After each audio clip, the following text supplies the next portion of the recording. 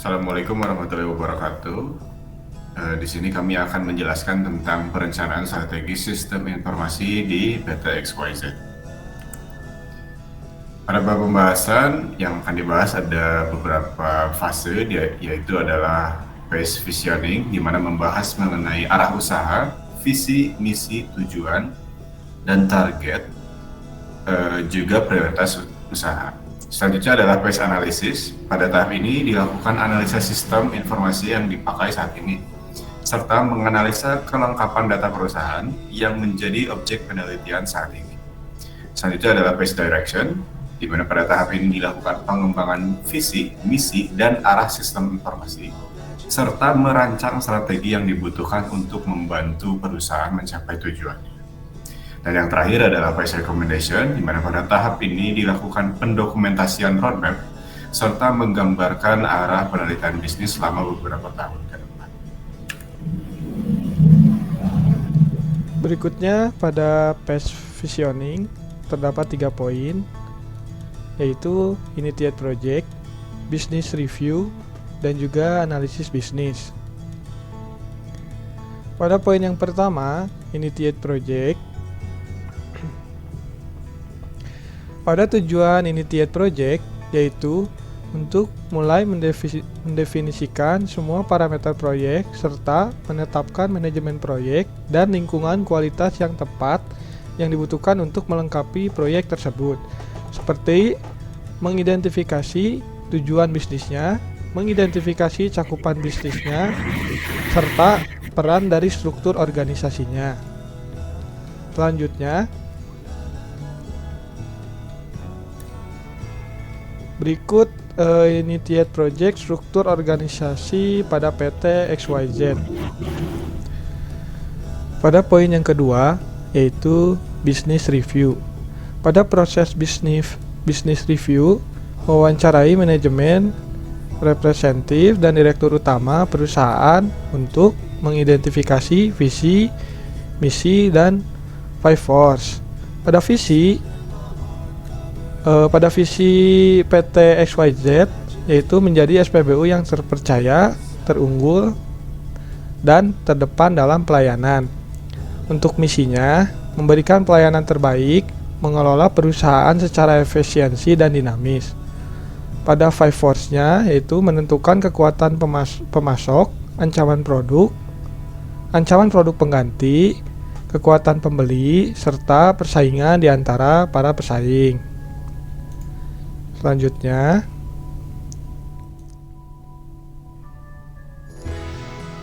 pada poin 2 yaitu business review, terdapat value chain analysis. Value chain analysis terbagi menjadi 2, yaitu ada support activities dan juga primary activities. Untuk pada support activities di sini yaitu infrastruktur perusahaan, human resource management atau manajemen sumber daya manusia, teknologi development atau pengembangan teknologi, dan juga procurement. Untuk pada primary activities-nya terdapat inbound logistik operation, outbound logistik, marketing and sales, serta service. Pada poin support activities di sini, infrastruktur perusahaan. Yang kedua ada HRM. Pada kolom operation yaitu perekrutan, pengembangan, dan pelatihan karyawan.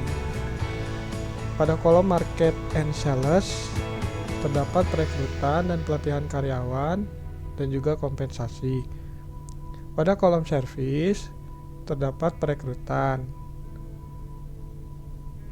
Untuk yang ketiga ada pengembangan teknologi atau teknologi development pada support activities. Kolom yang pertama inbound logistik terdapat integrasi aplikasi tank monitor dengan aplikasi ERP. Pada kolom operation terdapat maintenance aplikasi. Pada kolom outbound logistik terdapat pengembangan teknologi terhadap sistem yang berjalan. Pada kolom market and sales terdapat pembangunan website. Pada kolom service terdapat pembangunan CRM dan help desk system. Pada support activities yang terakhir yaitu procurement, pada kolom inbound logistik terdapat pembelian aplikasi, integrasi aplikasi tank monitor. Pada kolom operation terdapat peralatan kantor dan mesin. Pada kolom outbound logistik terdapat perbaikan fasilitas untuk disewakan. Pada kolom market and sales terdapat pembelian domain dan hosting. Pada kolom service terdapat komputer, telepon, dan fax. Untuk primary-nya, pada kolom inbound logistik terdapat permintaan pembelian barang, dan penerimaan barang. Pada kolom operation-nya terdapat pemeliharaan, operasi fasilitas, dan prosedur monitoring. Pada kolom outbound logistik terdapat pembelian oleh konsumen. Pada kolom market and sales terdapat promosi melalui media cetak dan elektronik serta menyewakan lahan SPBU. Untuk kolom yang terakhir service terdapat customer service atau pelayanan 3S. Selanjutnya adalah phase analysis.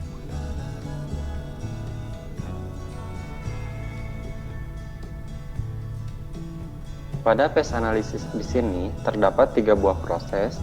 Yang pertama adalah proses IS review. Pada proses IS review di sini, kami melakukan identifikasi pada aplikasi bisnis dan juga infrastruktur ITIS. Proses yang kedua adalah analyze. Pada proses analyze, kami melakukan analisa terhadap faktor eksternal dan internal dalam proses bisnis, dan juga faktor eksternal dan internal dalam ITIS. Proses yang ketiga adalah proses solution. Dalam proses solution ini, kami mengolah hasil dari proses-proses yang sudah dilakukan untuk digunakan dalam membuat rekomendasi aplikasi bisnis. Selanjutnya adalah proses IS review dalam identifikasi aplikasi bisnis. Pada tabel yang saat ini ditampilkan, ada poin yang diberi tanda bintang 1 dan juga bintang 2, yang mana bintang 1 merupakan aplikasi saat ini yang perlu disempurnakan, dan bintang 2 merupakan aplikasi yang direkomendasikan untuk menunjang strategi bisnis. Identifikasi aplikasi bisnis yang menunjang strategi bisnis. Di sini ada aplikasi email, aplikasi SMS gateway, CRM, business intelligence, dan aplikasi controlling pump. Yang ketiga adalah identifikasi aplikasi yang menjadi key operational business. Di dalamnya terdapat modul finansial, modul fixed asset, modul sales, modul purchasing, modul inventory, modul purchase requisition, dan juga modul giro mundur. Yang keempat adalah identifikasi aplikasi yang mensupport proses berjalannya bisnis. Di dalamnya terdapat modul payroll Indonesia, modul pajak, modul maintenance, modul human resource, modul aplikasi karyawan, modul rekap HR, aplikasi helpdesk, IS produk and fasilitas, IS evaluasi karyawan, dan juga aplikasi kontrak manajemen. Selanjutnya adalah proses IS review dalam infrastruktur ITIS. Di sini terdapat 2 topologi. Yang pertama topologi jaringan backbone, dan yang kedua topologi jaringan kantor pusat. Dalam topologi jaringan backbone ini menghubungkan antara jaringan SPBU dengan jaringan kantor pusat, telah menggunakan jaringan dedicated dan broadband dengan router MikroTik RB1100AH dan RB750, ERP server, backup database ERP server, file server, Active Directory server, dan kamera server. Hal yang perlu dilakukan adalah melakukan koneksi antara head office dan SPBU agar connection dedicated dan lebih aman serta lebih memperhatikan IT network security. Yang kedua adalah topologi jaringan kantor pusat.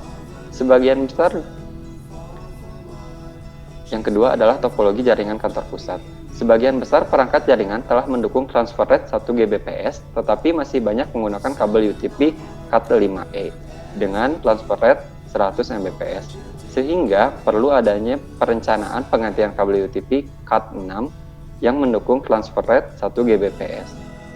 Selanjutnya adalah identifikasi daftar infrastruktur ITIS di PT XYZ.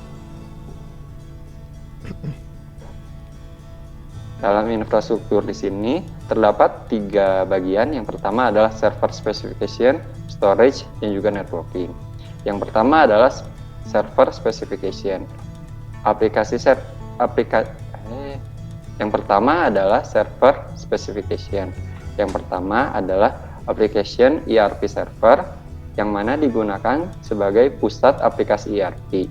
Platformnya adalah Windows Server 2012.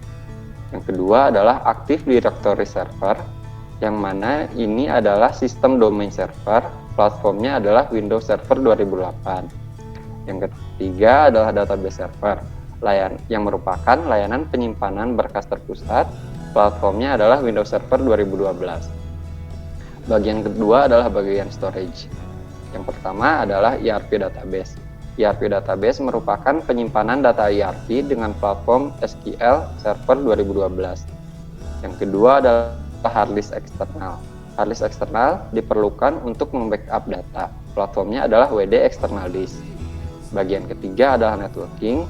Di bagian networking, yang pertama adalah network management untuk memonitor jaringan internal. Platformnya adalah Winbox. Yang kedua adalah router untuk menghubungkan dua LAN dengan platform MikroTik RB1100AH. Selanjutnya adalah proses analyze. Yang pertama adalah analisa lingkungan eksternal bisnis. Lingkungan eksternal bisnis di PT XYZ dipengaruhi oleh faktor-faktor di luar kendali perusahaan, tetapi bisa memberikan pengaruh dalam proses pengambilan keputusan dan proses internal bisnis perusahaan. Tujuan analisa ini untuk mengetahui threat dan opportunities apa saja yang mampu mempengaruhi perusahaan. Analisa ini menggunakan analisa PEST dan analisa Porter's 5 Force. Yang kedua adalah analisa lingkungan internal bisnis. Dalam menjalankan bisnis di PT XYZ didukung oleh beberapa faktor internal yang telah dibuat oleh pemilik dari awal pendirian perusahaan yang terkait dengan operasional perusahaan. Dalam menjalankan proses-proses bisnis tersebut di PT XYZ dibantu oleh sumber daya yang ada di perusahaan. Yang ketiga adalah analisa lingkungan eksternal ITIS. Analisa yang difokuskan pada tren teknologi dan penggunaan ITIS pada beberapa perusahaan atau organisasi yang memiliki jenis kompetensi serupa dengan PT XYZ. Dengan analisa ini diharapkan dapat diperoleh varian dari aplikasi potensial yang dapat diterapkan untuk masa mendatang di PT XYZ. Yang keempat adalah analisa lingkungan internal ITIS. Analisa ini meliputi analisa terhadap kondisi organisasi ITIS, terutama dalam sumber dayanya, baik dalam sisi kompetensi, sumber daya manusia yang ada di sistem informasi yang ada saat ini, baik perangkat keras, perangkat lunak, dan aplikasi yang ada di PT XYZ, sistem operasi utama yang digunakan, serta kondisi infrastrukturnya. Kami mengolah hasil dari proses-proses yang sudah dilakukan untuk digunakan dalam membuat rekomendasi aplikasi bisnis. Berikut adalah beberapa solusi yang didapatkan. Pertama adalah identifikasi aplikasi bisnis yang menunjang strategi bisnis. Di dalamnya terdapat aplikasi email dan juga aplikasi SMS Gateway. Yang kedua adalah identifikasi aplikasi yang memiliki high potential dalam pengembangan bisnis. Di dalamnya terdapat aplikasi POS, aplikasi Tank Monitor, aplikasi Dispensing Pump Monitor. Ketiga adalah identifikasi aplikasi yang menjadi key operational bisnis.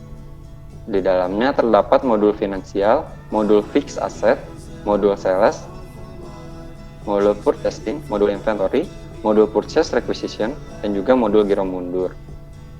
Yang keempat adalah identifikasi aplikasi yang mensupport proses berjalannya bisnis. Di dalamnya terdapat modul payroll Indonesia, modul pajak, modul maintenance, modul HR, aplikasi absensi karyawan, dan juga modul rekap HR. Selanjutnya, phase direction. Dalam phase direction ini terdapat 3 poin, yaitu IS Vision, IS Plan, Identify, IS Project. Berikut ini adalah IS Vision PT XYZ, yaitu berupa visi dan misi. Visi misi ini menggambarkan apa yang ingin dicapai perusahaan dalam waktu jangka panjang, umumnya dalam jangka waktu 5 hingga 10 tahun atau bahkan lebih lama. Pernyataan visi ini menggambarkan bagaimana perusahaan akan terlihat di masa depan dan harapan atau impian perusahaan untuk masa depannya, serta menetapkan arah yang jelas untuk perencanaan dan pelaksanaan strategi tingkat tinggi perusahaan. Visi sebuah perusahaan juga memiliki pengaruh besar terhadap proses pengambilan keputusan dan pengalokasian sumber daya perusahaan.